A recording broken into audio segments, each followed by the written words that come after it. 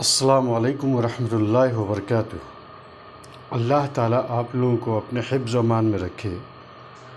آج میں آپ لوگوں کے سامنے رشوت کے اثرات جو سماج پر پڑتے ہیں اس کے بارے میں گفتگو کروں گا۔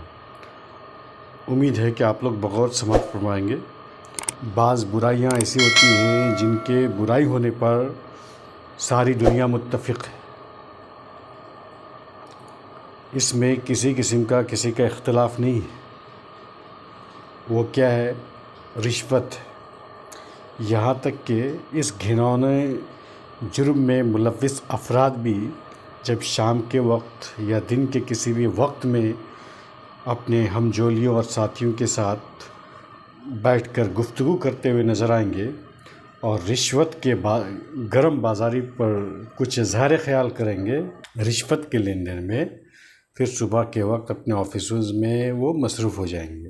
رشوت لینے والے اور دینے والے پر اللہ کے رسول صلی اللہ علیہ وسلم نے لعنت بھیجی ہے، اور جس پر لعنت بھیجی جاتی ہے وہ رحمت کا مستحق نہیں ہوتا۔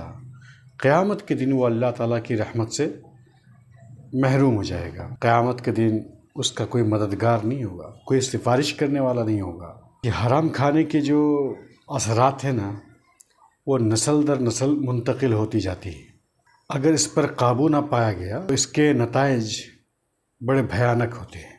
کبھی مال کے ساتھ عزت دے کر فرعون کی طرح فتنوں میں مبتلا کیا جاتا ہے، تو کبھی قارون کی طرح آزمائش میں ڈال دیا جاتا ہے۔ کبھی اولاد کی پریشانی میں مبتلا کر کے تنگ دستی کا شکار بنایا جاتا ہے اور فاقہ کشی کی نوبت ان کے ہاں بھی آ جاتی ہے۔ نیک کاموں کی توفیق سے ان کو محروم کر دیا جاتا ہے، ان کے دل کا سکون کو چھین لیا جاتا ہے۔ ایسا تنگ دست ہو جاتا ہے کہ دوسروں کا وہ محتاج ہو جاتا ہے۔ لوگوں کے دلوں میں اس کے خلاف نفرت و حقارت کے جذبات پیدا کر دیے جاتے ہیں۔ ان کے دلوں میں قرآن و حدیث کے تعلق سے شک و تذبذب پیدا کر دیا جاتا ہے۔ ذہن اور دل پر غلطی اور بھول کا جو ہے غلبہ طاری رہتا ہے۔ کبھی جسمانی یا روحانی مقدمہ میں وہ پھنسا دیا جاتا ہے، کبھی ناگہانی حادثات کا شکار بنایا جاتا ہے۔ رزق حلال کے تمام دروازے اس کے لیے بند ہو جاتے ہیں۔